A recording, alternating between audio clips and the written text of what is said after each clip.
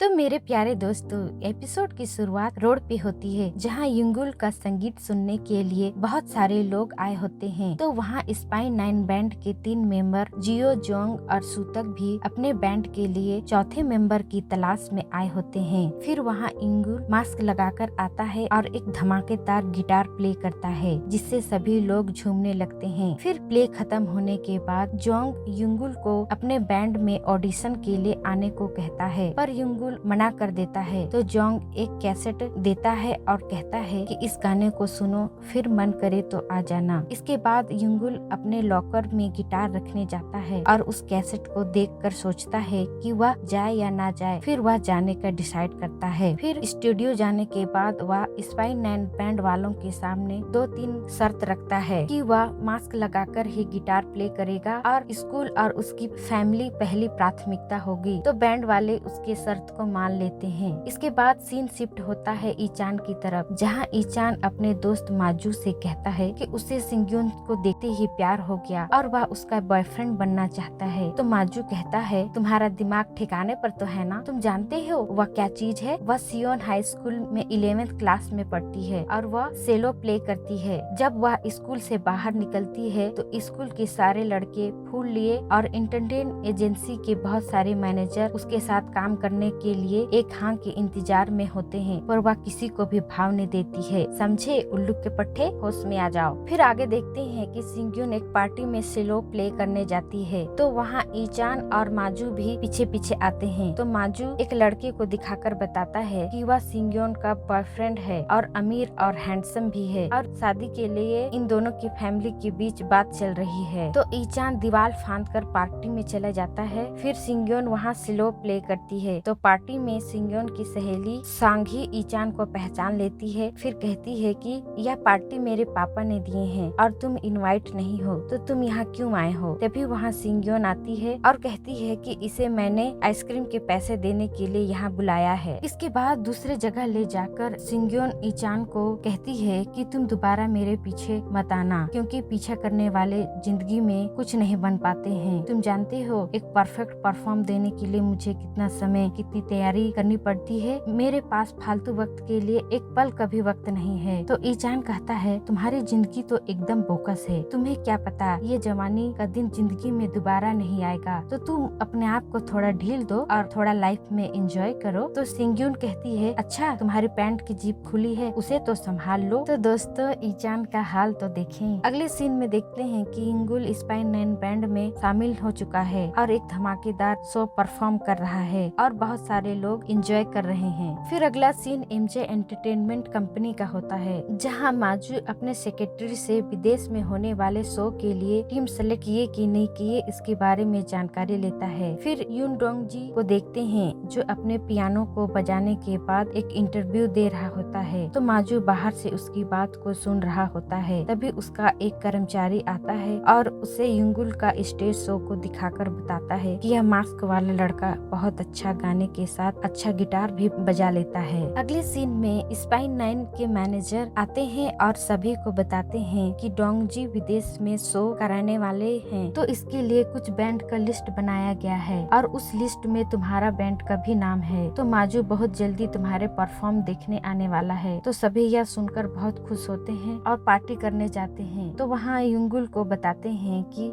Jung Dong जी जो कोरियाई music band के गॉडफादर है, उन्हें इस मुकाम तक पहुंचाने में माजू ने हेल्प की थी। तो अगर हम सेलेक्ट हो जाते हैं तो हमारी तो किस्मत ही बदल जाएगी। तभी युंगुल के पास उसके पापा का मैसेज आता है कि उसका एक्सीडेंट हो गया है। तो युंगुल जल्दी से थाने जाता है। तो वहाँ उसकी पुरानी रूम मालकिन होती है जिसकी गाड़ी ने उसके पापा का एक्सीडेंट किया है। तो वह लेडी पुलिस को बताती है कि गाड़ी वह चला रही थी, पर युंगुल के पापा पुलिस को बताते हैं कि गाड़ी यह नहीं इसका बेटा चला रहा था। पर पुलिस वालों को समझ नहीं आ रहा होता है। तो युंगुल पुलिस वालों को बताता है कि उसके पापा के अनुसार गाड़ी इस लेडी का बेटा चला रहा था। तो वह लेडी यह सुनकर बहुत गुस्सा जाती है और थाने से बाहर चले जाती है। फिर थाने के बाहर आकर युंगुल के पापा उस लेडी को कहते हैं, पिछली बार की तरह हम चुप नहीं रहेंगे। पिछली बार भी गलती तुम्हारे बेटे की थी, पर तुम उसे सुधारने के बजाय चुप थी। इसके बाद उसके पापा बहुत सारे शराब पीते हैं और युंगुल को अपनी परेशानियों के बारे में कहते हैं। तो युंगुल उन परेशानियों को सुनने के बाद अपने बैंड वालों के पास जाता है और कहता है कि अब वह दोबारा शो नहीं कर पाएगा। सुनने के बाद उसके बैंड वाले उस पर बहुत ज्यादा गुस्साते हैं, पर जोंग कहता है कि हम तो शो करेंगे ही, पर हम उसका इंतजार भी करेंगे। फिर युंगुल स्कूल जाता है तो वहाँ उसकी माँ भी होती है। वह रिपोर्ट कार्ड दिखाकर पूछती है कि तुम्हारे मैम कह रही थी कि तुम्हारा ग्रेड्स गिर रहे हैं, तो कुछ बात है क्या जो मुझसे छिपा रहे हो। तो युंगुल वहाँ से उठकर चला जाता है। इसके बाद युंगुल का दिल दिमाग दोनों बेचैन होता है। तो वह जहाँ पहले वीवा म्यूजिक का दुकान था, जहाँ अब घर बन चुका है, वहाँ खड़े होकर पुराने पलों को याद कर रहा होता है। तभी घर से बाहर एक लेडी निकलती है। तो वह युंगुल को खड़े होने का कारण पूछती है। तो वह वीवा म्यूजिक की दुकान के बारे में और उसके गुरु वीवा के बारे में बताता है। तो वह जान जाती है कि यह युंगुल है। फिर उसे घर के अंदर बुलाती है। तो युंगुल पूछता है कि वह उसे कैसे जानती है। तो वह बताती है कि वीवा उसके फादर थे और वह जब छोटी थी तब यूएस पढ़ने चली गई थी और उसके फादर की मृत्यु के बाद वापस आ गई है। के बाद वह उसे एक गिटार देती है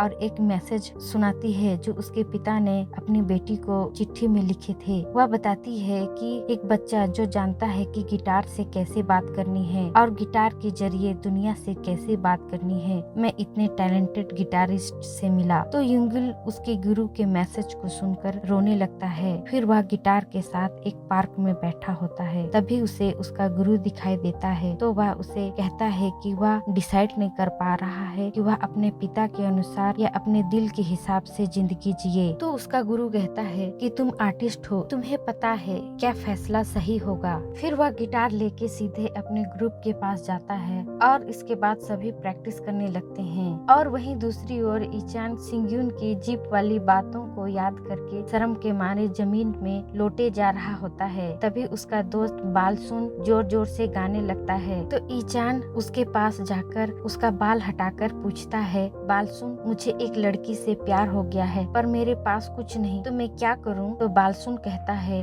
दोस्त तुम्हें बैंड ज्वाइन कर लेना चाहिए क्योंकि लड़कियां बैंड बॉयज पर मरती हैं। फिर आगे स्कूल में एक बकेट में कलर वाला पानी लेकर चुंगा नाम की लड़की जा रही होती है। तभी एक दूसरी लड़की अपना पैर अड़ा देती है जिससे चुंगा जमीन पर और पानी सिंग्यून पर गिरता है, जिससे सिंग्यून का कपड़ा गीला हो जाता है। तो चुंगा उसे एक बैंड वाला टी शर्ट देती है। फिर सिंग्यून जब स्कूल से बाहर आती है तो वहाँ ईचैन भी आता है और सिंग्यून बैंड पसंद करती है यह सोचकर अपना टी शर्ट खोलकर दिखाता है कि वह भी बैंड में शामिल होना चाहता है। इधर दूसरे सीन में युंगुल के पेरेंट्स युंगुल को साथ में थाना चलने को कहते हैं। तो युंगुल का शो होता है तो वह सोचता है कि वह उन्हें बता दे। तभी उसका भाई यूनहो कह देता है कि उन्हें अपने स्पोर्ट टीचर से कुछ जरूरी बात करनी है। तो युंगुल उसके साथ जाएगा। तो युंगुल बाहर आके अपने भाई से पूछता है कि वह कैसे जानता है कि उसका शो है। तो यूनहो अपना मोबाइल दिखाकर कहता है कि मेरे ऑनलाइन बहुत फॉलोवर्स हैं, तो किसी ने मुझे तुम्हारा शो भेजा था तो मैं पहचान गया कि मास्क में तुम ही हो। फिर युंगुल स्टूडियो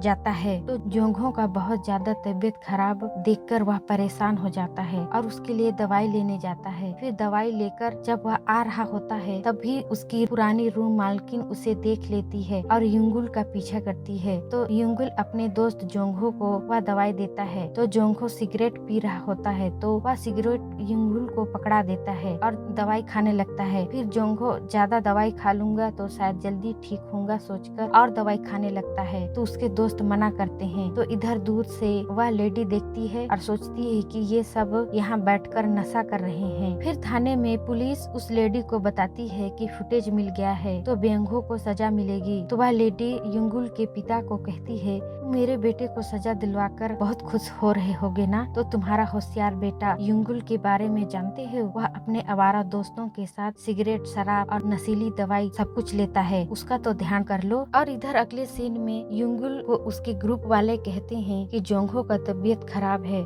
में ही गाना गाना होगा। फिर युंगुल और बाकी दोस्त सभी अच्छा परफॉर्म करते हैं और माजू भी उनके परफॉर्म को देखता है। तभी युंगुल के पिता भी आ जाते हैं और सोचते हैं कि वह लेडी सच बोल रही थी। फिर शो खत्म होने के बाद बाप बेटे में एक लंबी बहस होती है। फिर युंगुल वहाँ से चला जाता है। फिर उसे अपने पिता की पुरानी बातें याद आती हैं, जिसके कारण युंगुल के दिल दिमाग के बीच में फिर से लड़ाई छिड़ जाता है कि वह क्या करे। तो इस लड़ाई से तंग आकर उस गिटार को तोड़ने के लिए ऊपर उठाता है। तभी आसमान में 2 चांद आ जाते हैं और सामने ला वेदा म्यूजिक दुकान भी आ जाता है। तो युंगुल उस दुकान में जाता है और अपना गिटार बेच देता है। तो दुकान वाला उसे पैसे देता है और कहता है कि यह रसीद रख लो, अगर तुम्हारा मन गिटार वापस लेने को करेगा तो इस रसीद को लेकर आना और इस रसीद को मत घुमाना, नहीं तो वापस नहीं आ पाओगे। तो युंगुल बाहर आता है तो देखता है कि उजाला हो गया है और आसपास को देखता है। फिर पीछे दुकान को देखता है तो वह भी चेंज हो चुका होता है। फिर न्यूज देखता है तो साल होता है 1995 का।